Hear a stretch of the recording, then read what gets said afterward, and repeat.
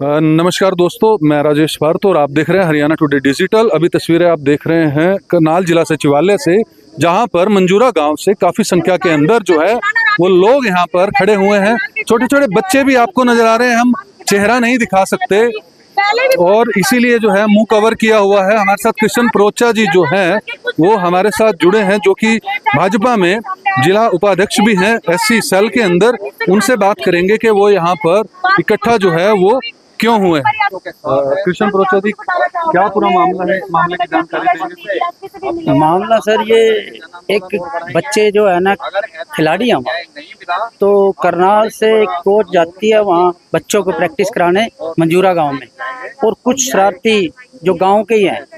देखिए, बिरादरी किसी से भी हो, गलत ये नहीं है अभी हमारी बिरादरी, किसी भी बिरादरी में गलत हो सकते हैं। मेरा कहने का मानना ये नहीं है अभी कि वो रूड है तो इसका मतलब गलत है।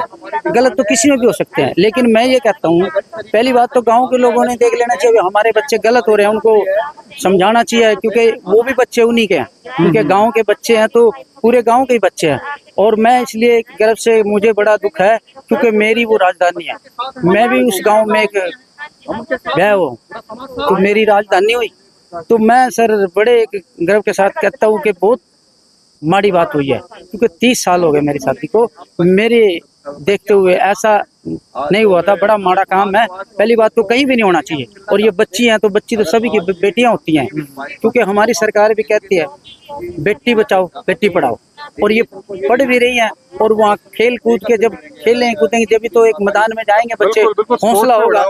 और बेटियां को आगे आना सरकार हमारी बहुत मान सम्मान करती है बेटियों का, और बेटियों के हौसले के लिए ये खेल कूद में जो बच्चे जाते हैं तो देखिए आप, छोटे छोटे बच्चे के गरीब आदमी को बड़ा बड़ा एक हौसला होता है कि गरीब आदमी के मामला पूरा क्या है कि जैसे कोच जाती हैं, आप बता रहे थे, क्या छेड़छाड़ हुई उनके साथ? देखिए, तो शरारती तत्वों ने उसका गला पकड़ा है कोच का, और उसके साथ जाति सूचक शब्द भी बोले गए हैं, क्योंकि वो चमार जाति से आती है जो कोच है, और वो रूड बरादरी से है। उन्होंने उसको कहा तू तेरी हैसियत क्या है जो तू इनको यहाँ कोच बना रही है, सिखा रही है। हाँ। मतलब तो ये जो जाति है ये हमेशा हमारे नीचे काम करती रही है और हमारे नीचे काम करेगी। इनको ज्यादा मतलब ग्राउंड में लाने की जरूरत नहीं है। और तू भी यहाँ यदि यहाँ इनको ये काम सिखाएगी तो हम तुझे जान से मार देंगे। जान से मारने की भी धमकी दी है। और दूसरा, छोटी बच्चियों के वहाँ कपड़े पड़े गए, हाथापाई हुई है। और मैं तो कहता हूँ एक तो फोक्सो एक्ट लगनी चाहिए, दूसरा एससी एक्ट में पर्चा दर्ज होना चाहिए। और जो एसएचओ निशंक है उसने नहीं लगाया, जबकि उसको जानकारी है, वीडियो भी दी गई है। तो मेरा एसपी साहब से अनुरोध है कि भी जो एसएचओ है उसको समझा दीजिए कि भी जो तेरे पे मामला है, तेरे को क्या लालच है, जो दोषी है उसके खिलाफ कानूनी कार्रवाई की जाए। पहले भी आए थे आप एसपी साहब से मिलने, उन्होंने आश्वासन दिया था कि जल्दी कार्रवाई होगी। एसपी साहब ठीक है, क्योंकि अभी तक मैं कितने दिनों से देख रहा हूँ एसपी साहब अपना काम ठीक करे, लेकिन कहीं ना कहीं जो नीचे है वो गड़बड़ है। अधिकारी जो है, जो एसएचओ है, वो मान लो कार्रवाई नहीं करते। पॉलिटिकल दबाव है, कोई पॉलिटिकल दबाव लगा लो या गांव का कोई प्रेशर लगा लो राजनीतिक लेवल पे, क्योंकि गांव का मामला है इसलिए वो भी चाहते हैं अभी इनका मामला ऐसे ही हो जाए। लेकिन पीड़ित को कम से कम समझे तो कि भी इतना गलत हुआ है। बिल्कुल। आज भी एसपी साहब से मिलने, आज एसपी साहब से मिलने आए हैं, क्योंकि उनको इंसाफ नहीं मिला निशंक थाने में, तभी दोबारा दरवाजा खटकाने आए हैं। तो यहाँ जो बच्चे छोटे छोटे इतनी गर्मी में आए हैं और सभी भाई आए हुए हैं, इनके दुख में आए हुए हैं। तो इसलिए एसपी साहब से कहते हैं कि चलो आज छुट्टी है, एसपी साहब चैनल के माध्यम से हमारी आवाज को सुन लें, तो निशंक एसएचओ को तुरंत कार्रवाई के लिए कहे। तो मैं बहुत बहुत धन्यवाद करता हूँ एसपी साहब का। धन्यवाद महोदय को भी कि आज तक 11 दिन तक हमारी जो आरोपी जो हैं वो गिरफ्तार क्यों नहीं हुए हैं। सीधी बात यही है। अभी जब हमारी बेटियों ने अपने बयान भी दिए हैं, उनको जो वीडियो थी इनके पास रिकॉर्डिंग है वो भी दिखाई है, जिसमें साफ जो है आरोपी लिखते हैं। तो ये सीधी बात है कि हमारे एसपी साहब जो है बताएं कि आज तक क्यों गिरफ्तार नहीं हुए हैं। आज उनसे हम बातचीत करने के लिए आए थे, पेरेंट्स भी बच्चों के आए हुए हैं और हम जो है जनसंगठनों के लोग भी साथ आए हुए हैं। तो आज ये सोचे अगर पुलिस जो है ये मामला ऐसे दब जाएगा और आरोपी खुले घूमते रहेंगे, तो हम आपके माध्यम से कहना भी चाहते हैं पुलिस को, प्रशासन को, हरियाणा सरकार को, या तो तुरंत आरोपियों को गिरफ्तार किया जाए, नहीं तो जो ना ये हम जो है ना संघर्ष करेंगे, आरोपियों को जेल के सिंकटों के क्या भीतर लगता है पहुंचाएंगे। कि राजनीतिक भी दबाव है बिल्कुल कहीं ना कहीं? ये लगी रहा है, नहीं तो आप 11 दिन तक क्यों गिरफ्तार होने नहीं का हो? कोई मतलब नहीं है। बिल्कुल, ये सरकार का जो आज रवैया जो लग रहा है वो साफ बता रहा है कि 11 दिन तक आरोपी गिरफ्तार नहीं हुए हैं और बिल्कुल गांव में खुले घूम रहे हैं, तो कहीं ना कहीं उनके ऊपर जो पहुंच रहे हैं। ऊपर कहीं ना कहीं पहुंचे। सर आप कुछ कहना चाहेंगे? मेरा यह कहना है कि उसी गांव के आरोपी जिस गांव की लड़कियां खेल रही हैं, जिनको बच्चियों की सहायता करनी चाहिए थी, उनकी मदद करनी चाहिए थी, उनको प्रोत्साहन देना चाहिए था, उसी गांव के लोग आरोपी बनकर बच्चियों को लज्जित कर रहे हैं, उनको बदनाम कर रहे हैं, उनके साथ मारपीट कर रहे हैं, उनको गुप्तांगों को छेड़ रहे हैं। देखिए कितनी शर्मनाक बात है। एक तरफ ये सरकार का नारा है कि बेटियों को बचाओ और बेटियों को पढ़ाओ और बेटियों को खिलाओ। अब इस स्थिति में कैसे कोई माँ बाप अपनी बेटियों को पढ़ने या खेलने के लिए भेज सकता है, जब गांव में ही बेटियां सुरक्षित नहीं है, जब गांव के ही लोग बेटियों को इज्जत तार तार कर रहे हैं।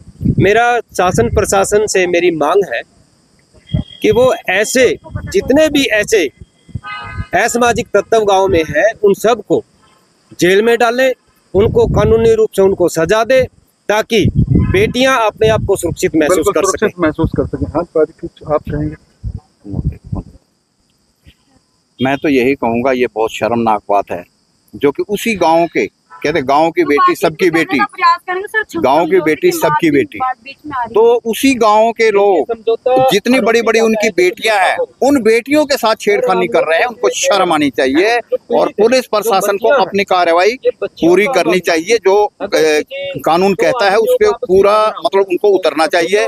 आज ये जो वहाँ पे दर्शाया जा रहा है कॉन्स्टिट्यूशन और मनुस्मृति, ये उनकी दोनों की लड़ाई है। वो मनुस्मृति को फॉलो करने वाले लोग हैं। बेसिकली ऊंच नीच जो है वो साफ तौर पर दिख रही है। बिल्कुल, मनुस्मृति ऊंच नीच जात पात छुआछूत उसमें है। अभी भी है। बिल्कुल। सिर्फ और सिर्फ 2026 में हम खड़े हैं, लेकिन सोच जो है वो 1800 में ही खड़ी है। बिल्कुल, मेरी तो ये अपील है पूरे समाज से कि वो कॉन्स्टिट्यूशन को फॉलो करें। अगर कॉन्स्टिट्यूशन को फॉलो करेंगे किसी के ऊपर अपराध नहीं होगा। धन्यवाद।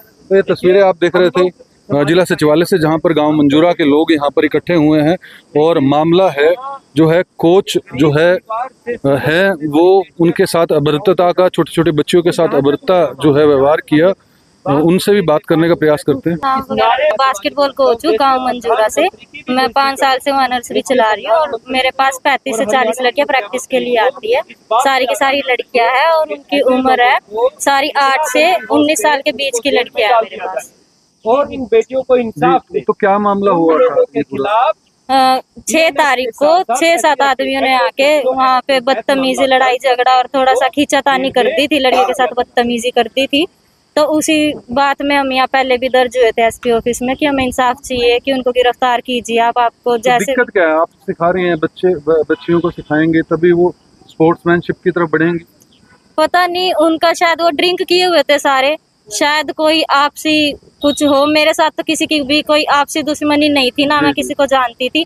आए और मारपीट करने लगे। ऐसा है कि कोई आके सामने से बातचीत करता है कि ये बात हुई है, इस मामले में हमें बात करनी है। उन्होंने ना तो बात की, आते ही मारपीट करने लगे, जान से मतलब गला ही पकड़ लिया था, दबाने ही लगे थे। तो बच्चों ने आके रोका तो बच गई मैं, वरना क्या पता वही गला दबा के। हाँ जी। तो कहीं ना कहीं दिक्कत है कि बच्चियों को प्रैक्टिस करवा रही है, बच्चे स्पोर्ट्समैनशिप की तरफ जाएंगे, इस बात की भी दिक्कत है।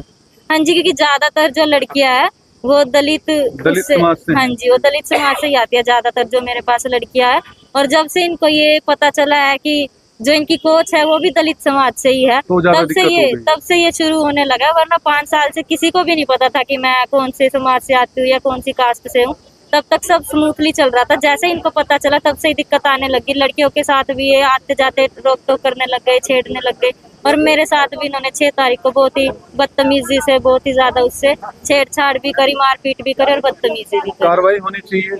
हम कार्रवाई की ही मांग कर रहे हैं इतने दिनों से। आज 11 दिन हो गए, आरोपी खुले घूम रहे हैं, ना किसी को भी गिरफ्तार किया गया। उनमें से हमने सारे सबूत भी पेश कर दिए, वीडियो के साथ सब कुछ पेश कर दिया, फिर भी उनको किसी को भी गिरफ्तार नहीं किया गया अभी तक। धन्यवाद। तो ये कोच मैम थे जो वहाँ पर कोचिंग देते हैं, और ये कितनी बड़ी शर्म की बात है जहाँ पर सरकार जो है ये बड़ी बात करती है कि बेटी को बचाओ, बेटी को पढ़ाओ और सुरक्षा की बात करती है, वहीं पर दलित समाज के बच्चियों को जो कोचिंग दे रही है गुड़िया, जब से पता लगा कि ये भी दलित समाज से हैं तो रवैया बदल गया और जिन्होंने घटना को अंजाम दिया, जिन्होंने बदतमीजी की, वो बिल्कुल सरेआम घूम रहे हैं। तो कहीं ना कहीं राजनीतिक संरक्षण भी साफ तौर पर दिखता है। आप लोगों से भी अपील है कि वीडियो को अधिक से अधिक शेयर कीजिएगा और चैनल को सब्सक्राइब कीजिएगा। जय हिंद, जय भारत।